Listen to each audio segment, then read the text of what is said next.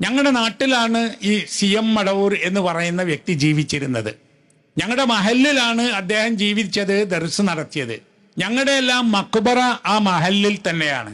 2 ദിവസം മുമ്പും ഞാൻ ആ പള്ളിയിൽ പരിസരത്തും പോയിട്ടുമുണ്ട്. ഞങ്ങളുടെ ഒരു കുടുംബത്തിൽപ്പെട്ട വ്യക്തിയുമാണ്.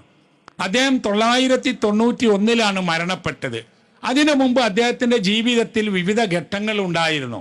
നമ്മളാരും തന്നെ അദ്ദേഹം ഒരു തട്ടിപ്പുകാരനാണെന്നോ മനുഷ്യരെ വഴിപിഴപ്പിക്കുന്ന വ്യക്തിയാണെന്നോ പറയാറില്ല. ഞാൻ 8ാം ക്ലാസ്സിൽ വെച്ച് എത്തിയ സന്ദർഭത്തിലാണ് അദ്ദേഹത്തെ അവസാനമായി കണ്ടത്. അദ്ദേഹം മരണപ്പെട്ടത് 91 33 വർഷങ്ങൾക്ക് മുമ്പ്. അദ്ദേഹം ഒരു പണ്ഡിതനായിരുന്നു, ഒരു വലിയ പണ്ഡിതന്റെ മകനായിരുന്നു. അദ്ദേഹത്തിൻ്റെ പിതാവ് കുഞ്ഞുമായ മുസ്ലിയാർ എന്ന് പറയുന്ന അവിടുത്തെ ഖത്തീബും മുദരിസും ഖാദിയൊക്കെ ആയിരുന്നു. അദ്ദേഹത്തിൻ്റെ മക്കളൊക്കെ ഇതേമാതിരി പണ്ഡിതന്മാരായിരുന്നു.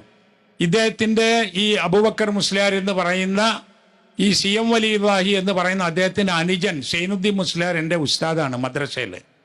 ഈ CMന്റെ ജ്യേഷ്ഠൻ മുഹമ്മദ് മുസ്ലിയാർ നമുക്കൊക്കെ അറിയുന്ന ആളുകളാണ്. ഇവരൊക്കെ തന്നെയും വളരെ നല്ല സ്വഭാവത്തിൽ ജീവിക്കുകയും നല്ല നിലയിൽ പെരുമാറുകയും ചെയ്തിരുന്ന ആളുകളാണ്.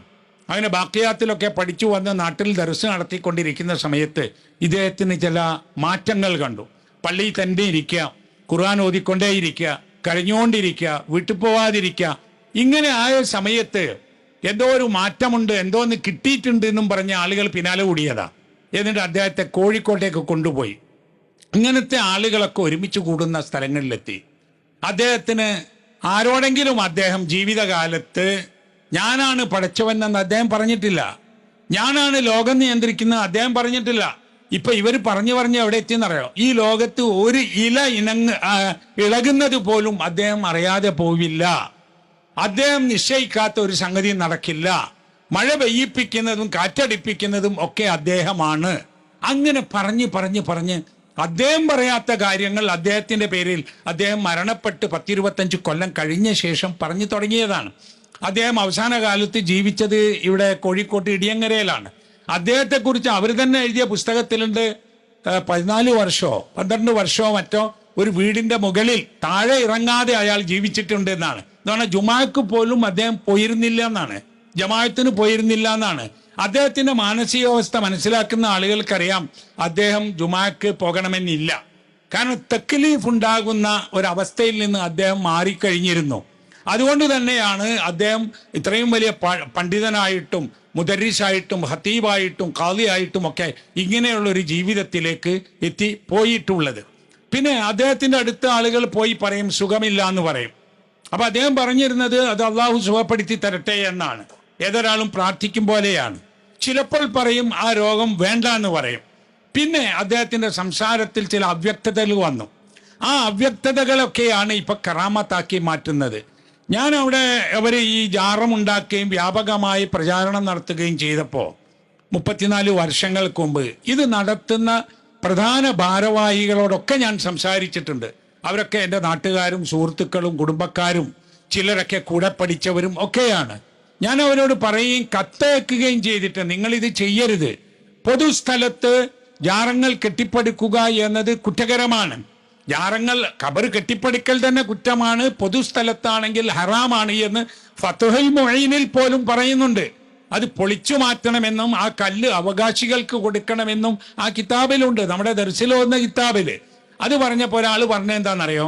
അതിൻ്റെ വിശദീകരണത്തിൽ അത് മഹാന്മാരുടെ ഖബർ ഒഴിവാകുന്നു എന്ന് ഇന്ന കിതാബ് പറഞ്ഞിട്ടുണ്ട് എന്ന്. അത് മതിയോ? അള്ളാന്റെ റസൂല് നിങ്ങൾ ഖബറുകൾ കെട്ടിപ്പടുക്കരുത് എന്നും ഖബറിന്മേൽ എഴുതരുത് എന്നും ഖബറിന്മേൽ കെട്ടിടമുണ്ടാക്കരുതെന്ന് പറഞ്ഞാൽ അതിൻ്റെ വിശദീകരണമായിട്ട് ഇതിൽ നിന്ന് മഹാന്മാർ ഒഴിവാകുന്ന വേറൊരു പണ്ഡിതൻ പറഞ്ഞാൽ അത് ദീനിൽ തെളിവാവില്ലല്ലോ. മാത്രവുമല്ല കാലാകാലം ഇതിൻ്റെ അടിസ്ഥാനത്തിൽ വരുന്ന തിന്മകൾ, വിശ്വാസ രംഗത്തുണ്ടാകുന്ന പാളിച്ചകൾ, ബിദ്അത്തുകൾ, ഇതിനൊക്കെ നിങ്ങളൊക്കെ ഉത്തരവാദിയായിരിക്കുമെന്നും നേരിട്ട് പറയുകയും കത്തയക്കുകയും ചെയ്തിട്ടുണ്ട്. ഒരു പക്ഷേ അവരാരും തന്നെ ഇന്നത്തെ ഒരവസ്ഥയിലേക്ക് ഇത് എത്തുമെന്ന് വിചാരിച്ചിട്ടുണ്ടാവില്ല.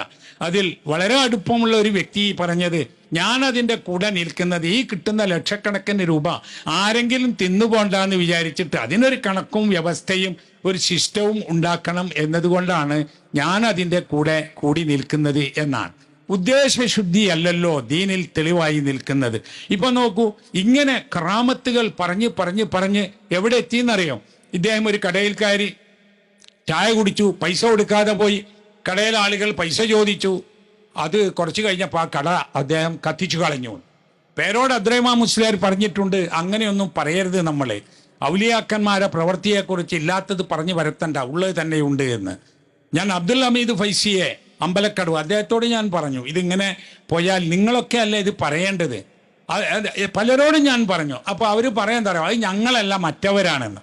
മറ്റവരോട് പറഞ്ഞപ്പോൾ അത് ഞങ്ങളല്ല മറ്റവരാണ്. ഇപ്പം രണ്ടു കൂട്ടരും പറയാം ഞങ്ങൾ രണ്ടു കൂട്ടരും അല്ല വേറൊരു കൂട്ടരാണെന്ന്. ആരായാലും എന്തുകൊണ്ട് എന്നാൽ ഇത് വളരെ വ്യക്തമായി ഇതിൽ ദീനിയായ വിഷയം പബ്ലിക്കായിട്ട് പറയുന്നില്ല എന്നതാണ്. ചില ആളുകൾ വീഡിയോയിലൊക്കെ പറയുന്നുണ്ട്, ചില ആളുകൾ ചോദിച്ചാൽ പറയുന്നുണ്ട്. വിഷയം എന്താണെന്നറിയോ? ഇങ്ങനെയുള്ള ജാറങ്ങളും മക്കാമുകളും ഒക്കെ ഉണ്ടാക്കി കൊണ്ടുവന്നാൽ അത് നടത്തുന്ന ആളുകൾക്ക് കോടിക്കണക്കിന് രൂപയാണ് കിട്ടുന്നത്. ആളുകളെ സംബന്ധിച്ചിടത്തോളം ഇത് ശരിയാണോ അല്ലേ, ചരിത്രമേത് എന്ന് അന്വേഷിക്കാനൊന്നും കഴിയില്ല. ഞങ്ങളുടെ നാട്ടിലുള്ള ആളുകൾക്ക് ആർക്കും ഇല്ലാത്ത അനുഭവങ്ങളാണ്. മടവൂർ കാഫില എന്ന് പറഞ്ഞുകൊണ്ട് ഒരു മനുഷ്യൻ തെക്കൻ കേരളത്തിൽ നിന്ന് വന്നിട്ട് അത് അവിടെ കറാമത്ത് ഇവിടെ കറാമത്ത് എന്ന് പറഞ്ഞുകൊണ്ട് ഓരോന്നുണ്ടാക്കി വിടുന്നത്. ഇത് കാണുന്ന ആളുകൾ വേറെ ജില്ലകളിൽ നിന്നും സംസ്ഥാനത്ത് നിന്നും ഇതൊരു വലിയ സംഭവമാണ് എന്ന നിലക്ക് അങ്ങോട്ട് വരുന്നത്. ആളുകളെ സംബന്ധിച്ചിടത്തോളം അവരുടെ പ്രയാസങ്ങൾ, അവരുടെ രോഗങ്ങൾ, അവരുടെ പ്രശ്നങ്ങൾ അതാണ്. ഇതൊക്കെ മിക്കവാറും എവിടെ പോയി പറഞ്ഞാലും ഇങ്ങനെയൊക്കെ നടക്കുന്നതാണ്. ഇപ്പൊ വിവാഹം ചെയ്ത് 5-6 വർഷമായി കുഞ്ഞുണ്ടായില്ല. ഇദ്ദേഹത്തോട് പറഞ്ഞപ്പം പറഞ്ഞാലേ കുഞ്ഞങ്ങുണ്ടായിക്കോളൂ എന്ന്. നിങ്ങൾ പറഞ്ഞു നോക്കാണ്ട് അങ്ങനെ ആളുകൾക്ക് കുഞ്ഞങ്ങുണ്ടാവും ചിലർക്കൊക്കെ, അല്ലേ? അതുമാതിരി തന്നെ ചില അസുഖം പിടിപെട്ട ആളുകൾ അത് അള്ളങ്ങ് മാറ്റിത്തരും. നിങ്ങൾ പറഞ്ഞു നോക്കുക, അള്ളങ്ങ് മാറ്റിത്തരും എന്ന്. പല അസുഖങ്ങളും അങ്ങ് മാറും. ചിലപ്പം പറയാറുണ്ടല്ലോ, ചില ഗുളിയൊക്കെ കൊടുത്ത് ഡോക്ടർമാർ പറയും ഒരാഴ്ച കഴിഞ്ഞിട്ട് വരികയാണ്ടിന്ന് അറിയും. ഈ ഒരാഴ്ച കഴിയുമ്പോഴേക്ക് തന്നെ ഇവൻ്റെ രോഗം മാറിയിട്ടുണ്ടാവും. ഗുളിക കൊടുത്തില്ലെങ്കിലും മാറും ചിലതൊക്കെ. ഈ മാതിരി സംഗതികളെ അങ്ങോട്ട് മാറ്റുകയാണ്. എനിക്ക് പെൺകുട്ടിയാണുള്ളത്, ആൺകുട്ടിയാക്കി തരണമെന്ന് പറഞ്ഞപ്പോൾ ഇദ്ദേഹത്തോട് പറഞ്ഞാൽ അണ്ണ ആൺകുട്ടിയാക്കിയിരിക്കുന്നു എന്ന് പറഞ്ഞു.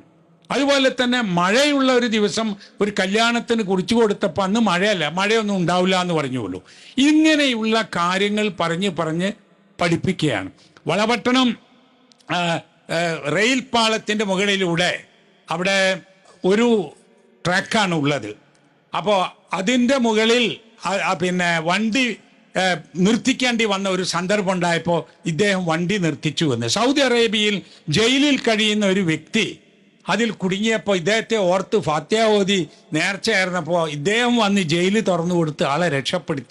ഇങ്ങനെ വിമാനം കേടുവന്നപ്പോൾ വിമാനം നന്നാക്കി കൊടുത്തു, കപ്പൽ വീട്. ഇതൊന്നും ജീവിതകാലത്ത് ഞങ്ങളാരും കേട്ടിട്ടില്ല. ഇപ്പോഴും ജീവിച്ചിരിക്കുന്ന അദ്ദേഹത്തിൻ്റെ ശിഷ്യന്മാർ നമ്മുടെ നാട്ടിലുണ്ട്, അവരുടെ കുടുംബത്തിൽപ്പെട്ടവരുണ്ട്. ഇവരാരോടും ചോദിച്ചു പോയാൽ അവരാരും തന്നെ ഇങ്ങനെ കേട്ടിട്ടില്ല. ഈ ഒരു 5 കൊല്ലത്തിന് ഇങ്ങോട്ടാണ് പറഞ്ഞ് CM മടവൂർ പടച്ചോനാണോ എന്ന് ചോദിക്കുന്നവർ പറയൂ അതെ എന്ന് പറയൂ. ഇനി എന്താണ് ബാക്കിയുള്ളത്? ഇനി എന്താ ബാക്കിയുള്ളത് എന്ന് ചോദിച്ചാൽ അനല്ലാ എന്ന് അദ്ദേഹം പറഞ്ഞിരുന്നു എന്ന്, അത് അണ്ടോണ അബ്ദുള്ള മുസ്ലിയാർ കേട്ടിട്ടുണ്ട് എന്ന് വേറൊരു കുട്ടി മുസ്ലിയാർ പ്രസംഗിച്ചു. അത് വിഷയമായപ്പോൾ പറയാണ് അത് ഹിക്കായത്തൻ അൻഹു എന്ന് പിന്നെ ഞാൻ പറഞ്ഞിട്ടുണ്ട്. അതിനെ പറ്റി അല്ല പറഞ്ഞത് ഇദ്ദേഹം ഇങ്ങനെയൊക്കെ കുടിക്കും മറിച്ച് തിരിച്ച് പറയേണ്ട കാര്യമല്ലല്ലോ. എത്ര ക്ലിയറാണ് ഇസ്ലാമിൻ്റെ തൗഹീദ്. ലാ ഇലാഹ ഇല്ലല്ലാഹ്, അള്ളാഹു അല്ലാതെ ഇലാഹില്ല എന്ന് പറഞ്ഞാൽ ലാ മഅബൂദ ബിഹഖ്ഖിൻ ഇല്ലല്ലാഹ്, അള്ളാഹു അല്ലാതെ ഇബാദത്തിന് തരപ്പെട്ടവനായി ആരുമില്ല.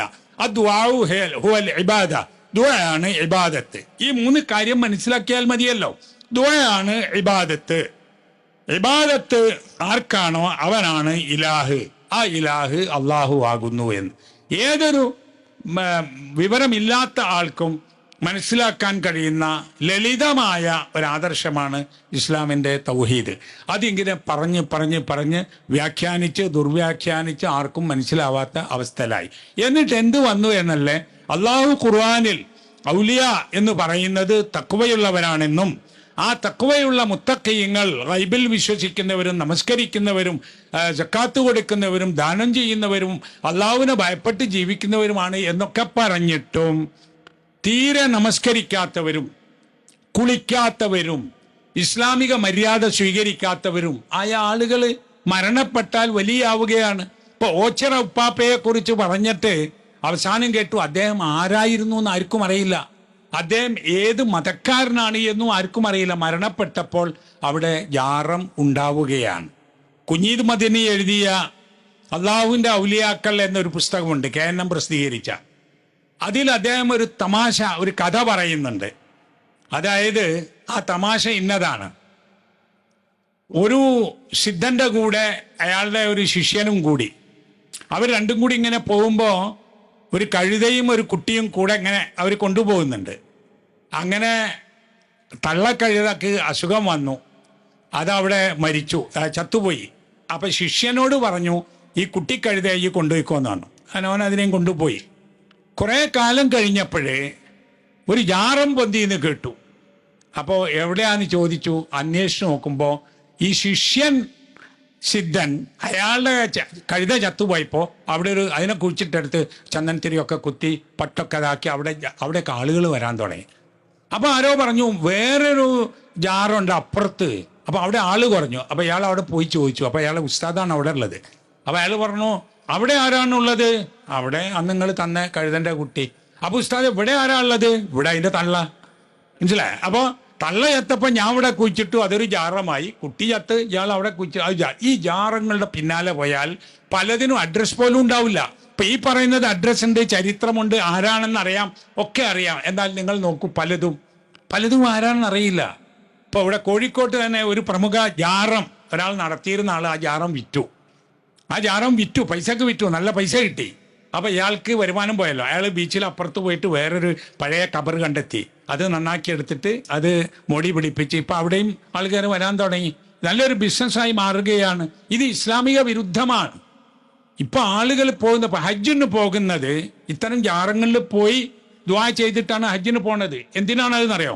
മക്കത്ത് പോയി ഹജ്ജ് ചെയ്യുമ്പോൾ പ്രയാസം വരാതിരിക്കാൻ ഇവിടെ പ്രസാദിപ്പിക്കണം, ഇവിടെ നേർച്ച നേരണം, എന്നിട്ട് പോവാണ്. അള്ളാഹിൻ്റെ കഅബാലയത്തിൻ്റെ മുമ്പിലെത്തിയിട്ട് കഅബാലയം നോക്കിയിരിക്കുന്ന മനുഷ്യന് അയാളുടെ ഹജ്ജ് പ്രയാസം കൂടാതിരിക്കാൻ ഇവിടെയാണ് അതിന് പറയേണ്ടതെന്ന് വന്നാൽ, അതുകൊണ്ട് ഹജ്ജ് കഴിഞ്ഞ് സുഖമായി തിരിച്ചെത്തിയാൽ പല ആളുകളും അതിന് നന്ദി പ്രകാശിപ്പിക്കാൻ ഈ ജാറത്തിൽ തന്നെ പോയിട്ടാണ് പറയുന്നത്. അപ്പം ഇത് വലിയൊരു വ്യതിയാനമാണ് എന്ന് മനസ്സിലാക്കിയത് കൊണ്ടാണ് ഇസ്ലാഹി പ്രസ്ഥാനം അതിൻ്റെ ആദ്യ നാൾ മുതൽക്ക് എന്താണ് തൗഹീദ് എന്ന് വളരെ കൃത്യമായി പഠിപ്പിച്ചു കൊടുക്കുന്നത്, എന്താണ് ഷിർക്ക് എന്ന് പഠിപ്പിച്ചു കൊടുക്കുന്നത്, എന്താണ് ബിദ്അത്ത്, എന്താണ് സുന്നത്ത് എന്ന് പഠിപ്പിച്ചു കൊടുക്കുന്നത്. റസൂൽ സല്ലല്ലാഹു അലൈഹി വസല്ലം പറഞ്ഞല്ലോ, അവസാനം പറഞ്ഞ വാക്കുകളിലൊന്നാണ് അല്ലാഹുമ്മ ലാ തജ്അൽ ഖബ്രി വഥനൻ യുഅബദ്. അള്ളാഹു എൻ്റെ ഖബറിനെ ആരാധിക്കപ്പെടുന്ന ഒരു വിഗ്രഹമാക്കല്ലേ. അല്ലാഹുമ്മ ലാ തജ്അൽ ഖബ്രി ഈദ, എൻ്റെ ഖബറിനെ ഒരു ഉത്സവ സ്ഥലമാക്കരുതേ എന്നൊക്കെ പറഞ്ഞത് ഈ സമൂഹത്തെ ബോധവൽക്കരിക്കാൻ കൂടിയാണ്. അതുകൊണ്ട് തന്നെ നമ്മുടെ പ്രവർത്തനം അവിരാമം തുടരണം. നമ്മൾ അഹ്ലുസുന്നത്തി വൽ ജമാഅയാണ്, നമ്മൾ യഥാർത്ഥ സുന്നി വിശ്വാസമുള്ള ആളുകളാണ്. അതുകൊണ്ട് തന്നെ ഷിയാക്കൾ കൊണ്ടുവന്നിട്ടുള്ള ഇത്തരത്തിലുള്ള തിന്മകളൊക്കെ അത് ഷിയായിസമാണ് എന്ന് നമ്മൾ പറയണം. ആരാണ് ലോകത്ത് ഖബറുകൾ കെട്ടിപ്പടുത്ത് തുടങ്ങിയത്? അത് ഷിയാക്കളാണ്. ആരാണ് നബിദിനാഘോഷം ആദ്യമായി തുടങ്ങിയത്? അത് ഷിയാക്കളാണ്. ആരാണ് മുദബ്ബിറുൽ ആലം? ഇപ്പൊ അലി റളിയല്ലാഹു അൻഹുവിനെ കുറിച്ച് മുദബ്ബിറുൽ ആലം ആണ് എന്ന് ചില ഷിയാക്കൾ പറഞ്ഞിട്ടുണ്ട്, അവരുടെ പുസ്തകങ്ങളിലുണ്ട്. ആ വാക്കാണ് ഇന്ന് നമ്മുടെ ഔലിയ വലി എന്ന് പറയുന്ന ആളുകൾക്ക് ഇവിടെ ഉപയോഗിക്കുന്നത്. അപ്പൊ നമുക്ക് പറയാനുള്ളത്, ഈ പറയുന്നത് മുഴുവൻ ഷിയാ വിശ്വാസമാണ്, യഥാർത്ഥ സുന്നികളുടെ വിശ്വാസമാണ് നമ്മൾ പറയുന്നത്. അഹ്ലു സുന്നത്തിന്റെ അഖീദയാണ് നമ്മൾ പഠിപ്പിക്കുന്നത്. നിങ്ങൾ നോക്കൂ, ഇസ്ലാമിൽ ഒരുപാട് ചരിത്രങ്ങൾ വന്ന കൂട്ടത്തിൽ എടുത്തു നോക്കിയാൽ അറിയാം. ഇപ്പൊ റസൂൽ സല്ലല്ലാഹു അലൈഹി വസല്ലമയുടെ വാക്കുകൾ നോക്കിയാൽ കബറുകൾ കെട്ടിപ്പടുക്കരുത്, കബറുമേൽ നടക്കരുത്, കബറുമേൽ കെട്ടിടമുണ്ടാക്കരുത്, കബറുമേൽ എഴുതരുത്, ഇങ്ങനെയല്ലാതെ അതിൽ നിന്ന് ഏതെങ്കിലും ഒന്ന് ഒഴിവാണെന്ന് പറഞ്ഞിട്ടില്ലല്ലോ. സഹാബത്തും അങ്ങനെ തന്നെയാണ് ചെയ്തത്. ഖലീഫമാരോ മറ്റ് സഹാബികളോ താബിഈങ്ങളോ അവരുടെ കാലത്ത് മരണപ്പെട്ടു പോയ ആളുകളുടെ ജാറങ്ങൾ ഉണ്ടാക്കി വെച്ചിട്ടില്ല. അത് പിൽക്കാലത്ത് 3 നൂറ്റാണ്ടും കഴിഞ്ഞ ശേഷമുണ്ടായ ഒരു ഏർപ്പാടാണ്. അതുകൊണ്ട് തന്നെ നമ്മൾ ഈ ചരിത്രം പറഞ്ഞു കൊടുക്കണം. എന്താണ് അഹ്ലുസുന്ന, ആരാണ് യഥാർത്ഥ സുന്നികൾ എന്ന് പറയണം, എന്താണ് തൗഹീദ് എന്ന് പറയണം, ഏതാണ് യഥാർത്ഥത്തിലുള്ള അഖീദ എന്ന് പറയണം. അങ്ങനെയാണെങ്കിൽ പിന്നെ ആളുകൾ ആലോചിക്കും. ഞാൻ വ്യക്തിപരമായി ഈ വിഷയം ഒരുപാട് ആളുകളോട് സംസാരിച്ചു. എവിടെ? മടവൂരിലുള്ള ആളുകൾ, ഇതൊക്കെ ആയി ബന്ധപ്പെട്ടവരോട്. അവർ പറയുന്നത് നമുക്ക് അങ്ങനെ ഒരു വിശ്വാസം ഇല്ല എന്നാണ്. CM മടവൂർ പടച്ചവനാണെന്ന് ഞങ്ങൾക്ക് വിശ്വാസമില്ല എന്നാണ്. അദ്ദേഹം മുദബ്ബിറുൽ ആലമാണ്, ഞങ്ങൾക്ക് വിശ്വാസമില്ല എന്ന്. എന്നാൽ നിങ്ങളെല്ലാം കൂടി ഞങ്ങൾക്കിതൊരു വിശ്വാസമില്ല എന്ന് പറയണ്ടേ? അത് പറയുമ്പോഴുള്ള പ്രശ്നം ആളുകൾ അവിടേക്ക് നേർച്ചയും പണവുമായി വരുമ്പോൾ അത് കുറഞ്ഞു പോകുമോ എന്ന ഒരു ഭയമായിരിക്കുമെന്നാണ് ഞാൻ മനസ്സിലാക്കുന്നത്. ഇപ്പോഴും ഞാൻ വ്യക്തിപരമായി ഇത് പറയുന്നുണ്ട്. നമ്മുടെ ആളുകൾ ഏതാണ്ട് മടവൂരിലും പരിസര പ്രദേശങ്ങളിലും 25ഓളം പള്ളികളുണ്ട് ഈ KNM പിന്നെ അതിൻ്റെ കീഴിലുള്ള ഘടകങ്ങൾക്കൊക്കെ ആയിട്ട്. മടവൂർ പഞ്ചായത്തിൽ തന്നെ 10 പള്ളികളുണ്ട്. ഇതിനടുത്ത് തന്നെ നമ്മുടെ അൽമദീന ഇസ്ലാമിക് സെൻ്റർ ഉണ്ട്. നിരന്തരമായി നമ്മൾ ബോധവൽക്കരണം നടത്തുന്നുണ്ട്, വയല് നടത്തുന്നുണ്ട്, പ്രഭാഷണം നടത്തുന്നുണ്ട്, ആളുകൾക്ക് കാര്യങ്ങൾ മനസ്സിലാകുന്നുമുണ്ട്. പിന്നെ ഇതുപോലുള്ള ഒരു സംഗതി ഒരു ബിസിനസ്സുമായി ബന്ധപ്പെട്ട് വന്നാൽ പിന്നെ അത് ഇല്ലാതാക്കുക കുറേ പ്രയാസമാണ്. അതുകൊണ്ടാണ് തുടക്കകാലത്ത് തന്നെ ഇതിൻ്റെ ആളുകളോട് പറയുകയും ബോധവൽക്കരിക്കുകയും ചെയ്യാൻ. അന്ന് അതായത് 91-ലാണ് ഇദ്ദേഹം മരിച്ചത്, അന്ന് തന്നെ നമ്മുടെ പ്രവർത്തകർ ശ്രമിക്കുകയും അത് ബോധവൽക്കരിക്കുകയും ചെയ്തിട്ടുണ്ട്. ഏതായാലും ഈ പരിപാടി നന്നായി. എന്താണ് നമ്മുടെ അഖീദ, അഹ്ലുസുന്നത്തി വൽ ജമാഅയുടെ അഖീദ, യഥാർത്ഥ സുന്നി വിശ്വാസം എന്ന് നമ്മൾ പറയണം.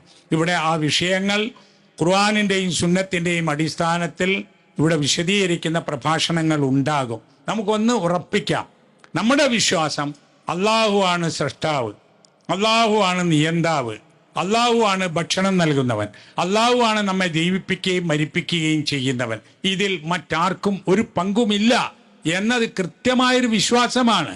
ആ വിശ്വാസത്തിൽ അടിയുറച്ച് നിന്നുകൊണ്ട് ലാ ഇലാഹ ഇല്ലല്ലാ എന്ന് പറഞ്ഞ് മരിക്കാൻ സാധിക്കണം. അതും കൂടി ഞാൻ പറയട്ടെ. ഒരു മുസ്ലിം പ്രസംഗിച്ചല്ലോ, നമ്മൾ മരിക്കുന്ന നേരത്ത് CM എന്ന് പറഞ്ഞ് മരിക്കണം. അങ്ങനെയാണ് വൈലത്തൂർ തങ്ങൾ പറഞ്ഞിട്ടുള്ളത് എന്ന് ആലോചിച്ച് നോക്കൂ. എല്ലാവരും പറഞ്ഞ അവസാനം മൻകാന ആഖിറു കലാമിഹി ലാ ഇലാഹ ഇല്ലല്ലാ ദഖലൽ ജന്ന എന്നല്ലേ. ആഖിർ കലാം, അവസാനം പറയുന്ന വാക്ക് ലാ ഇലാഹ ഇല്ലല്ലാ എന്നാവണം എന്നാണ്. അത് പറഞ്ഞിട്ട് പിന്നെ CM എന്ന് പറയണം എന്ന് പറഞ്ഞാൽ ഇനി എന്താണ് ബാക്കിയുള്ളത്? നമ്മുടെ ഒരു രൂപവും ഭാവവും നമ്മുടെ പേരും മാത്രം അവശേഷിക്കുമെന്നല്ലാതെ യഥാർത്ഥ വിശ്വാസത്തിൽ ഉണ്ടാവേണ്ട എന്താണ് നമുക്ക് ബാക്കിയുണ്ടാവുക എന്ന് നമ്മൾ ഈ ആളുകളോടും ചോദിക്കണം, സ്വയം ചിന്തിക്കുകയും ചെയ്യണം. ഏതായാലും ഈ പരിപാടിക്ക് എല്ലാവിധ അഭിനന്ദനങ്ങളും അറിയിക്കുകയും ഇത്തരം പ്രവർത്തനങ്ങൾ ഈ കേരള ജമിയത്തുൽ ഉലമ അഹ്ലുസുന്നത്തി വൽ ജമാഅ, അതാണ് ആ സംഘടനയുടെ പേര്. നമ്മുടെ ജമിയത്തുൽ ഉലമയുടെ ഫുൾ പേര് കേരള ജമിയത്തുൽ ഉലമ അഹ്ലുസുന്നത്തി വൽ ജമാഅ എന്നാണ്. അപ്പോൾ സുന്നത്ത് ജമാഅത്തിൻ്റെ ഈ തെളിഞ്ഞ ആദർശം ജനങ്ങളിലേക്ക് എത്തിക്കുവാനുള്ള പ്രവർത്തനങ്ങളിൽ എല്ലാവരും പങ്കാളികളാവണം. ഞാനിതിപ്പോൾ പറഞ്ഞിട്ട് കാര്യമുണ്ടോ എന്ന് ചോദിക്കേണ്ട, എന്നാലും പറഞ്ഞു കൊടുക്കണം. ഇതിന് നന്മകൾ ഉണ്ടാകും എന്നതിൻ്റെ ഗുണമാണ് അള്ളാഹുവിൻ്റെ അനുഗ്രഹത്താൽ കേരളത്തിൽ നമ്മുടെ പ്രസ്ഥാനത്തിൻ്റെ നേതൃത്വത്തിൽ 1000-ലേറെ സ്ഥലങ്ങളിൽ പള്ളികളും മദ്രസകളും ഇസ്ലാമിക് സെൻ്ററുകളും നമ്മുടെ ശാഖകളും, അതിൽ തന്നെ KNM-ഉം ISM-ഉം MSM-ഉം MGM-ഉം അതിന് മേൽനോട്ടമായിക്കൊണ്ടുള്ള ജമിയത്തുൽ ഉലമ ഒക്കെ പ്രവർത്തിക്കുന്നത്. അള്ളാഹു സുബ്ഹാനഹു വ തആല നമ്മെ എല്ലാവരെയും അനുഗ്രഹിക്കും.